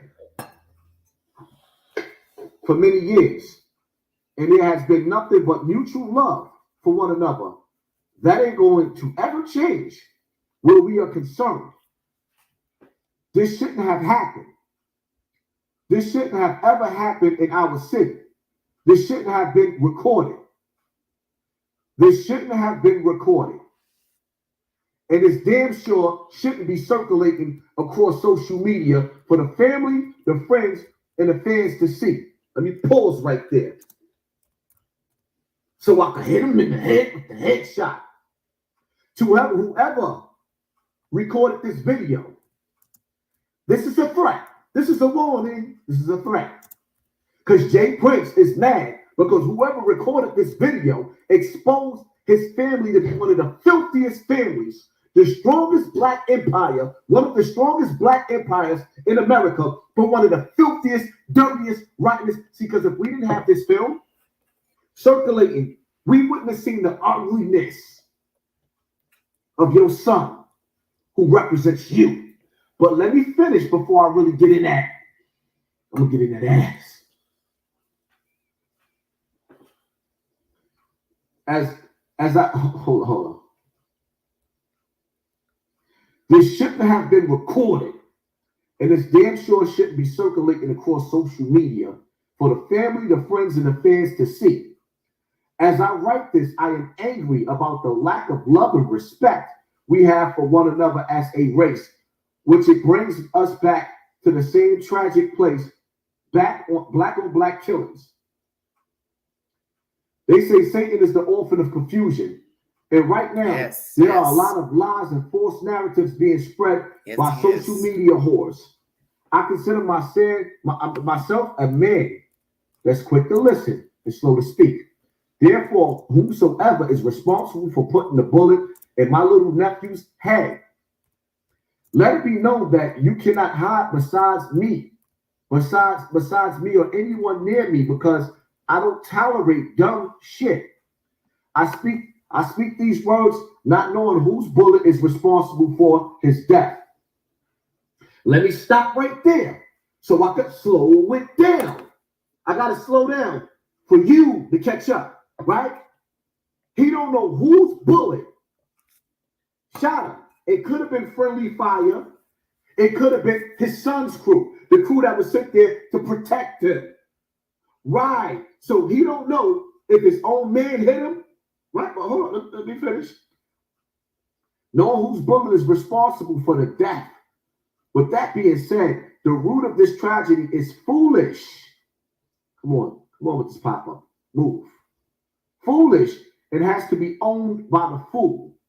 I will sum this up by saying, a gun in the hands of any human being that closes his eyes to shoot, it doesn't have the proper skills of operating that gun, is dangerous, and the result usually ends up in innocent people whose hands has nothing to do with the altercation being shot or killed. To the homie in Georgia and around the world that got love for Takeoff, like we do, know this. Let's change the narrative in our culture by putting an end to every argument or disagreement resulting in violence. It's okay to live and let live to see another day. Rest in peace, Takeoff. So hold on, let me read that again. To the homies in Georgia and around the world that got love for Takeoff, like we know this. Let's change the narrative in our culture and put an end to every argument or disagreement resulting in violence. It's okay to live and let live to see another day. Rest in peace, Takeoff. So basically what you're telling to brothers and sisters in Atlanta, what you're saying to them is, we know we hit him in the head with the head shot. Hit him in the leg with the leg shot. Yeah, we know we pushed his way back. All right. But let's calm this down before it get ugly. Jay Prince, who you think you talking to? Who do you think you talking to? Yeah, we're going to calm this down after the body dropped. I'm going to speak now. I took my time speaking because I didn't know what to say, but it's false narratives being put out there. Like, listen, let me tell y'all something, right? I'm not the dude that's going to sit up there and play the videos piece by piece like these other platforms is doing. There's some things in me that, like, I understand what I'm doing, but I just can't play certain things. I'm sorry. Certain evidence, but we all seen it. And if you didn't see it, it's up there on the internet. The way your son stepped over that man's body, there was a girl over Takeoff's body. The girl was over Takeoff's body. She said in the video, if you listen, she said, what should I do? Somebody from your camp said, get the fuck over there. Like, get away from that nigga. Let me stop right there. I didn't hear that part because, like I said, there's probably different people with videos, but I did not hear that some young lady was near the victim and that this Prince Jr. told her to get away from there. I did hear him say something about don't ask me nothing when he was going inside that door of the business. I don't know what the hell's going on here, but this is just bad all the way around. Even there. Right there like he was worth nothing. Thank you, Lisa. Same to you, dear. Worth nothing. He checked in like the Roach Motel, but he didn't check out. Who he checked into? You, Soldier Boy, Jay Prince. He checked into your family. Under your care, custody, and control. Whether it was a basketball game, a dice game, he was antagonized. You hear in the video him saying, yo, I'm out. I'm out. He didn't get a chance to leave. Them guns was pulled on both sides. Or maybe not. We're not too sure about that. But we do understand that regardless of what, the opposition was you, Jay Prince. Your son was the opposition. And because of that, Takeoff will never make it home to his family again. His plane was landed. He got his snot box rocked. And now you want to sit up there and say, let's just take the positive route. It's too late. How that song go? It's too late to apologize. Nigga, it's too late. Now the world get to see you and your family for what y'all really is. Dirty, grimy, dirty. I found a mess. All that power for what? Lord have mercy. It's safe to say it ain't safe outside. Yeah. And it's safe to say that all these celebrities that go out there and bow down to you, they ain't safe around y'all neither. You look at them like clowns. And this is a lesson to be learned, man. Takeoff, Offset, like dudes like that, when you winning, when you winning, the dudes used to get that old money. Yes. It ain't really getting that new money like that. Say that. You think they ain't envious? Say that. They looking at dudes like Takeoff. Takeoff ain't no get busy dude.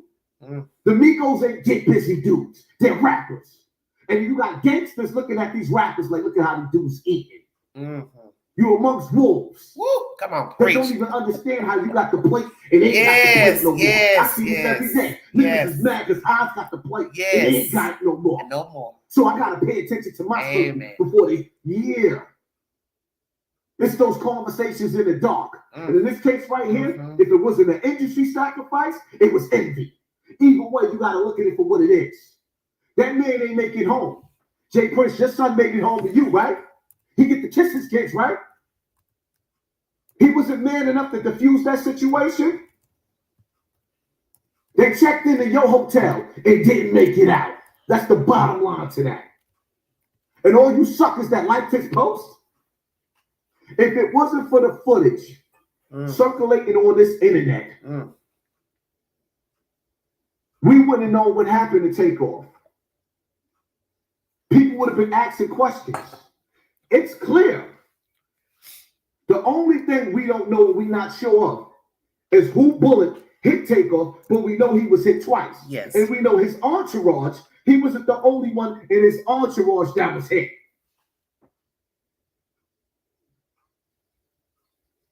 So it's safe to say that it was an exchange. Whew, mercy. Over a dice game? Yes. Over a basketball game? Something. Over gambling? Something. You dudes were supposed to be the dudes. Yes. That protected them. Yes. Mob ties. Amen. I'm going live at 7:30 today. Come on, preach, brother. On my Raw and Uncut page on YouTube. It ain't over to the fat lady saying. Woo, amen. Come on with it. Peace. What? Take the what and leave the what? You ain't hear the Bible? You didn't read the Bible? When he said an eye for an eye and a tooth for a tooth? Right. You can't go for that, right? No matter what. You got to make sure you protect Jay Prince Jr., right? I'm sorry for what happened. Let me address somebody in the chat. The nurse spoken that saw Takeoff. She was there. She went to the scene, and she said the blood was from the back of his head. Thank you. For the Takeoff, but you ain't gonna touch my little nigga. Right. Well, I just played your commentary by Raw and Uncut with Hassan. Hope you do not mind me playing your content. This is his own personal opinion. I do not believe in sacrifices. I don't rock like that because I believe everything done is by willful intent. You choose to do what you want to do. Whether somebody asked you to shoot somebody, hurt somebody, stab somebody, kidnap somebody, everything is your choice. So I don't believe in that sacrificial shit. I don't believe in that industry Illuminati type bullshit. I don't believe nobody sitting around with 12 members in cloaks and daggers chanting, saying they want this person as a sacrifice. In the end, you want me to believe that some men in robes, white and black, are going to the hood and picking up some random bloke, some bum. Hey, we want you to shoot this rapper here. Pop Smoke, this one, that one, Nipsey, whomever. Hell to the no. You made a choice to go out and shoot somebody for whatever reason. That was your choice. I don't care if somebody paid you. Somebody put a bug in your ear. Somebody asked you to ride or die. It was your choice. So I'm going to clear that up right there with the sacrificial. But I mainly agree with most of he's saying. The father should have never spoken. If you wanted to give your condolences pertaining to the death of Takeoff, that's all you should have said. But when you start talking about nobody hiding behind me, that means you're implicating yourself that you have knowledge of the killer. You have knowledge of the killer, because that's not something a normal person would say in speaking of a dead person. Nobody's going to hide around me, behind me. Well, who are you speaking of? Who are you speaking of? Ain't nobody. Well, who's the nobody? We know he ain't nobody because he was in there carrying a gun. to an event, birthday party. And that's another thing. These are obviously street people that were invited to the party. Because what the fuck are you doing with a gun at a birthday party of 40, 50 people? Nobody is supposed to be coming in or out to this event, closed off to the public. So that means the killer was in the room fraternizing with Takeoff, Quavo, and their entourage and other guests. This is bad. Allegedly, the assistant to Quavo got shot and another young lady got shot. Some girl is claiming the girl got shot in the head. I don't know. That's all allegedly. The point is, those two could be dead as well, but they are okay as far as the police has said, coming out of Houston, Texas. I brought a source with everything that I am talking about on this network. You have a problem with the information, I say you take it up with the news agent, the police department, and go find these other entities giving their opinion. I am a commentary channel. I'm giving my opinion. No matter what happened on that fateful morning, one, they should have had heavy security. Two, they should have left early out of a side door, back door, exiting into a waiting car. A waiting car. No walking to a car, no walking to an Uber, no nothing. A car should have already been waiting on you when you walked out of a door with heavy security, armed security, licensed security. No Pookie, no Ray, no homeboy, none of that. Dice games, no. Gambling, no. Gambling for basketball, no. However it went. You don't gamble with strangers, ever. Ever. Because the thing people don't understand about gambling is this. You could go in a room and know 5 of the guys gambling. All it takes is for one to be invited by another guy that you know of, but you don't know him. So the other guy is vouching for this other dude. And people may have seen him in the street, know of him, but they don't hang with him because there's a difference between knowing you and hanging with you. And even the people that you think you know, you don't know because many people have been betrayed and turned on and set up by the people that they know. So therefore, 6 in the game, 1 could be an outsider, but somebody's vouched for him to come gamble. I've seen it before. I can give you stories. I already have a story in my library that just happened a few months ago. I know of the victim. I know of the alleged shooter who everybody's claiming shot him. But he hasn't been arrested. Put that on paper. All over a comment. An accusation of trick dice. Older man hits the young guy, slaps him in the face allegedly. Now the young guy's feeling some type of way. So you see, one thing begets another. Soon as you accuse a man of trick dice, you call him a bitch, allegedly, he slaps you. Now you in your feelings. Now you plotting. Oh, hell no, he'd embarrass me in front of these such and such, such and such. Now I got this person in this corner saying he ain't like that. He would never shoot nobody over nothing like that. He don't hang with these dudes to be gambling. Okay, but his name is in the street. So what you have to ask yourself is why is somebody going to put your name, 1, in a dice game, 2, allegedly calling the man out, 3, the man hit him. That's a lot of he said, she said to never have taken place. That's a lot of he said, she said if he was never in the dice game, if he never accused the man of trick dice, if the man never hit him in the face, and now you accuse of shooting the man in his face. That's a lot of he said and she said. And now the TBI is investigating that crime. Please go to my library for that video of Frederick Black. It is an ongoing investigation here in Anderson County.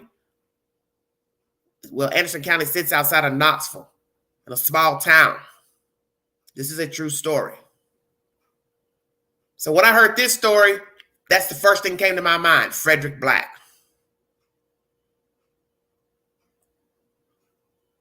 And I know of stories right here in the Knoxville, Tennessee area of dice games, card games gone terribly wrong.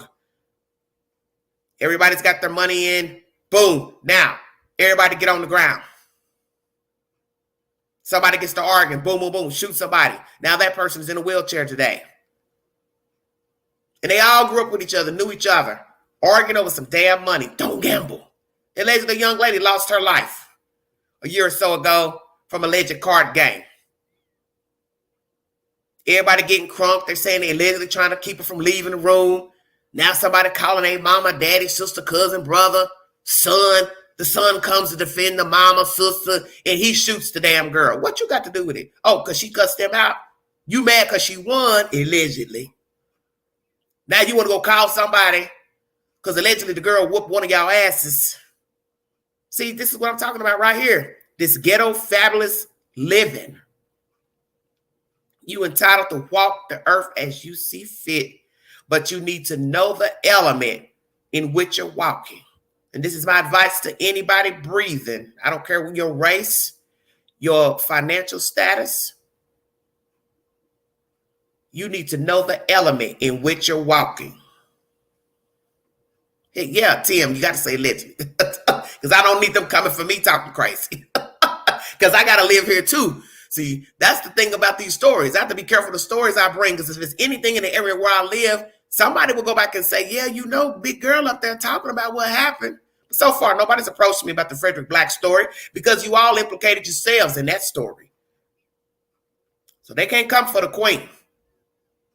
Because I've never said who killed anybody, because I've never given a name of who allegedly shot Frederick Black. But y'all in them streets say you know who did it. That's between y'all and him. It ain't got nothing to do with the queen. Because I don't rock like that.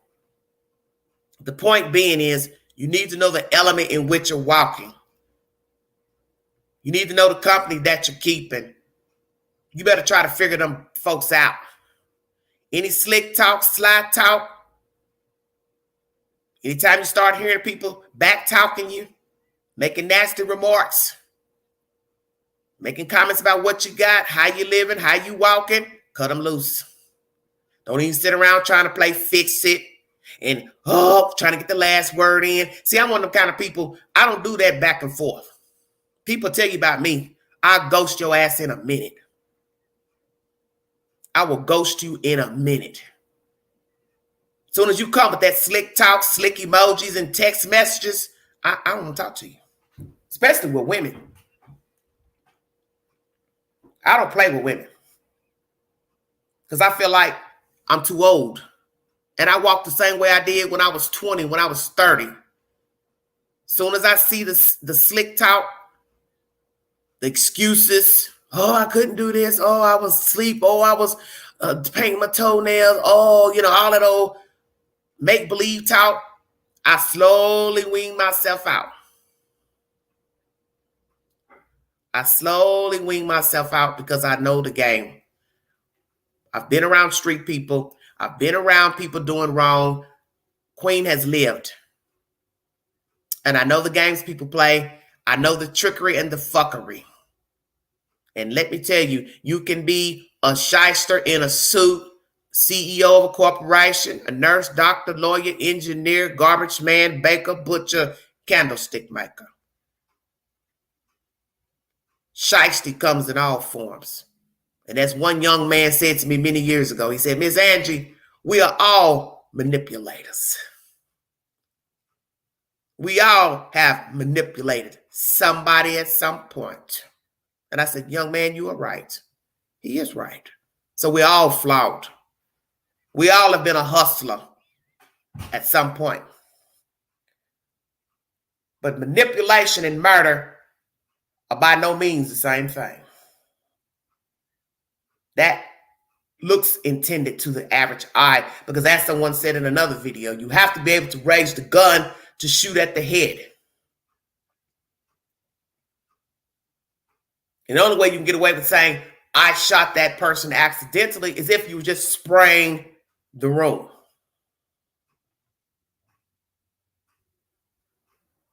And whether you believe these opinions of these social media platforms of somebody was hiding a gun behind a Chucky doll, somebody was trying to grab the chains off a Takeoff, somebody was standing close to him as if they were holding a gun next to him, you're entitled to your opinion. If I can't see the video play in real time, I can't say who shot him, why they shot him, who was next to him, who was hiding a gun. You do see a photograph of one guy with a gun on his hip. in his pocket where his hand is on the gun, and they're showing it from 2 different angles and videos. That's the guy in the black outfit who I believe was with the entourage, their own security. So in one frame, you're seeing him facing Takeoff from an angle. Then you can see a picture of him where somebody's standing behind him with a view of his hand on the gun. So you're seeing 2 frames, front and somebody behind him. But what you don't see is the actual altercation of words between Quavo and whomever, if it was Mr. Prince Jr. or not, I don't know. If somebody was pushed, shoved, he pushed the man, he rubbed against the man, I don't know. So these are all accusations. Then who shot the first shot? Who shot the guy? Who shot the girl? And who shot Takeoff? That's what you don't see. I want to say this again, and I'm checking out of here. Be careful of the company you keep. Be aware of your surroundings. Be aware of slick talk, sly remarks. Because see, once you're in the moment, everything's going to depend on how you respond and how somebody else responds. And if I'm to believe the assumptions rather, the Quavo made us remark something to the effect of, fuck this, I'm out of here, I'm about to get mad. That's all it took for somebody to say, all right, then here, let me show you. Did he brush up against this Prince Jr.? I don't know. But isn't that your friend? So that's even more crazy, if I'm to believe that. The point is, nobody had no business pulling out a damn gun. Whether he said what he said, brushed up against somebody, somebody pushed somebody, there should have been a better way to handle this. So that leads me back to the beginning of the story. They should not have been there. I never wanted to say that because we're all entitled to go where we see fit, be around who we see whoever we want to be around. But the fact that they were riding around in the 5th Ward, no security, because it's not like you're the president where you've got people walking beside you. Still, somebody can take a shot from a building. You're in a drop top. You are collateral damage being out in the open like that. Somebody knows that dude. Somebody knows his car. Somebody could have beef with him. And you're out with your head and face open, body open inside of a vehicle. Anybody could have ran up and just shot you, shot the car. That was a bad move there. So see, that was the start to me of a bad night. When I saw that live stream from Quavo, I said, oh, hell no. You should not even be in a car open like that. You don't know these cats. You don't know how they rock, and you don't know who like these people and don't like these people. Anybody could have ran out, just like what they did with young Dolph, who gets killed in a fucking cookie store because they knew the car. They knew he was in town. And you're in a urban area buying cookies in a fancy car that people know. How long do you think it takes for anybody to just make a call? Who's to say he wasn't followed from somewhere else, which we believe he was, from a gas station? Allegedly, somebody's got pictures of the same truck at the gas station. Follow. Haterism. Oh, he in town. Oop, there he is. Come on, let's roll.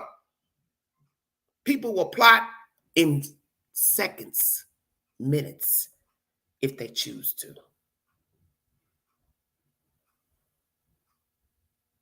Doesn't even have to be a planned hit of 1 day, 2 days, 2 weeks. Oh, there go the car. Oh, I don't like him because he don't like my homeboys or this group or this rap company, blah, blah, blah. These people are stupid out here.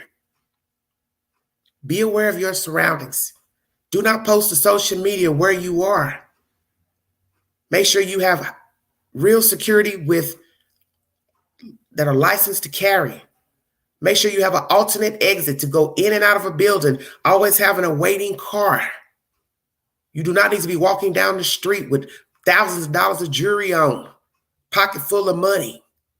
Do not engage in dice games, card games with people you don't know. If they're not your family, close friends, don't do it. Don't let anybody invite a stranger to a dice game, card game. Stay woke.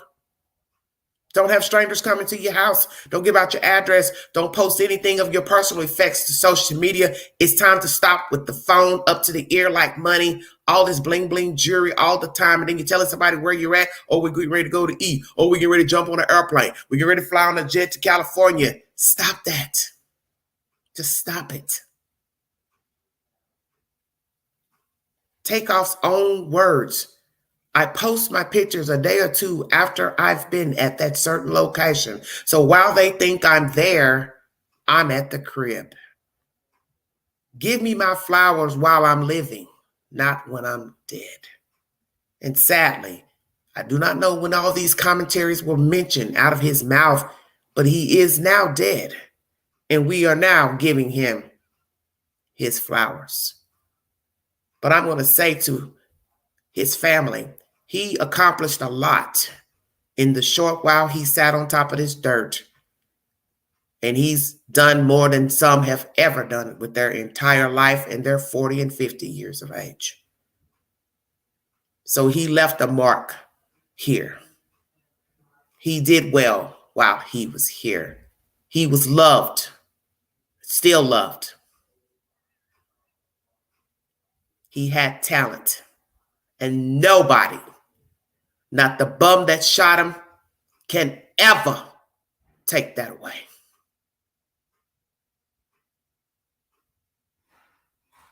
And you have forfeited your own life for nothing. So if you all want to be bums out here shooting famous people for clout, that means you are ill and your ass need to be put down like a rabid dog. Because no way in my right mind I'd want to go out here and murder another human being on clout, knowing somebody's going to talk, somebody's going to tell it, and I could be apprehended. And I'm not getting ready to do life in prison or the death penalty to prove I killed a rapper. That's something you want to be proud of. You killed a rapper. Oh, you killed an athlete. What's the point? You're going to be incarcerated or somebody's going to put a mark on you to have you killed. That shows you the devil is busy and he uses people. He has foot soldiers working for him morning, noon, and night, and they don't mind sacrificing their own selves to go to penitentiary or death. That's where the sacrifice comes in. The day you plot the death of another man or a woman, you kill someone for no reason. You sacrificed your own life for nothing. To this Prince family, I don't know you. I don't know anything about you.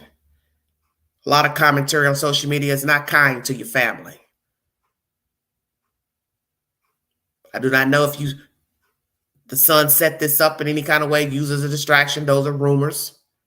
But I do know one thing, as I've said, there's no way that you and this young man could ever be friends again, Mr. Quavo. Because now Quavo has to carry the burden of knowing he took his friend's family out there because he was friends with you, hoping this is past tense. And that man is now dead.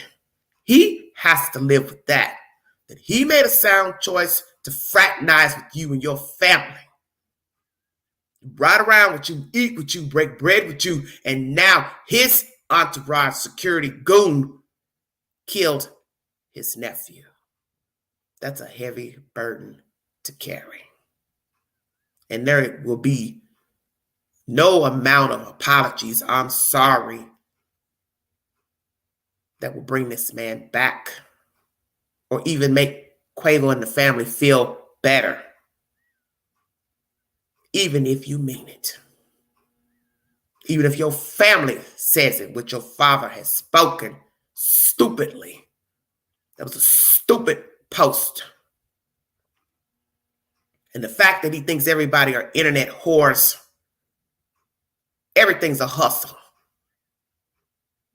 And he should know that better than anybody. Because I got a funky feeling he's lived a street life.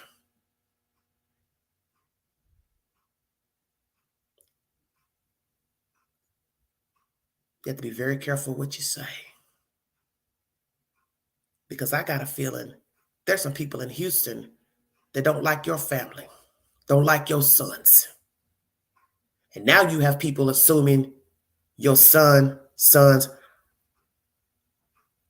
allegedly orchestrated this, don't have no remorse. Those are all allegations.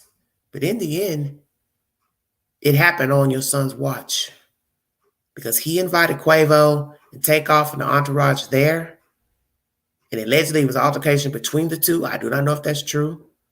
And even if it was not true, it still happened on Prince Jr.'s watch.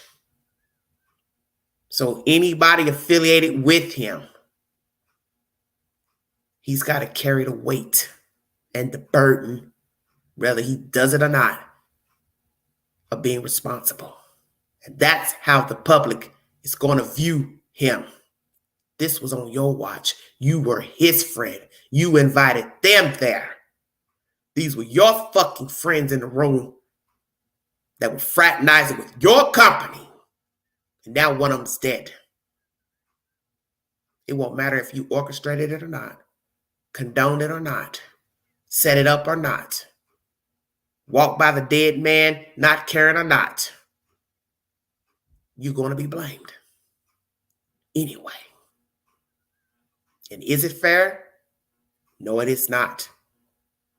It would only be unfair to you if you had no knowledge of a setup.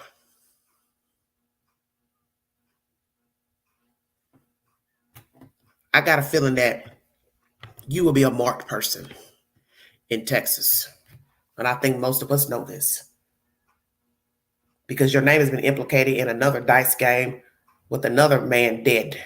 And as I said in the chat earlier, what are the odds that your name has been mentioned in now the death of two men that you knew of pertaining to a dice game? You can't make that up. And what are the odds?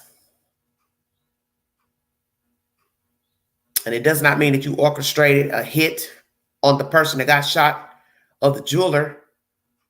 But how are you going to explain now another alleged dice game where there are words exchanged afterwards, allegedly?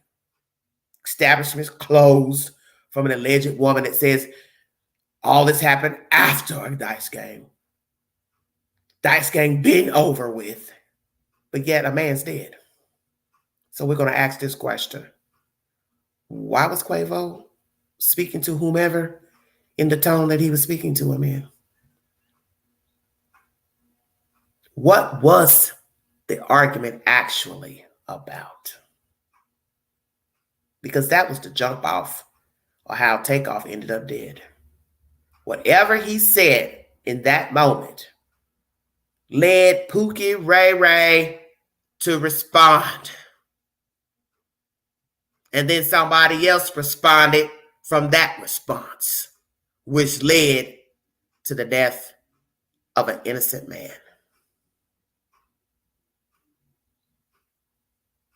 Thank you for joining me. If you'd like to donate to this great network, Everyday Shenanigans, $BeganG129 Cash App. Thank you all for the stickers and chats. God bless all of you. I'll possibly be back on a little bit later with more commentary pertaining to the Simon case. If not, I'll resume tomorrow or Monday. God bless all of you. I've got to go watch this UT Georgia game. Go Vols, Rocky Top. They are doing an exceptional job in this football arena.